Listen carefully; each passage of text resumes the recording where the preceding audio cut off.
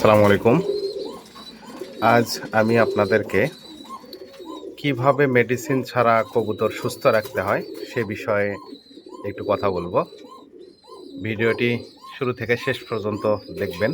অবশ্যই ভালো পরামর্শ পাবেন আশা করছি। যেহেতু আমি কবুতরকে খাঁচা এবং ছাড়া দুই অবস্থাতেই পালন করে থাকি, তাই আমি চেষ্টা করি কবুতরের খোপ, নেচের ফ্লোর সবসময় পরিষ্কার রাখতে।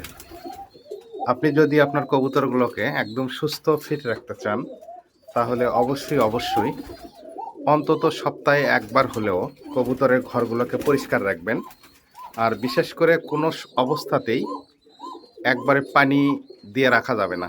খাবারের পটে খাবার থাকতে পারে, কিন্তু পানি একবারেই দিয়ে রাখা যাবে না, কারণ পানিতে অনেক সময় কবুতর নিজেরাই পায়খানা করে, আবার সেই পানি খেয়ে ফেলে।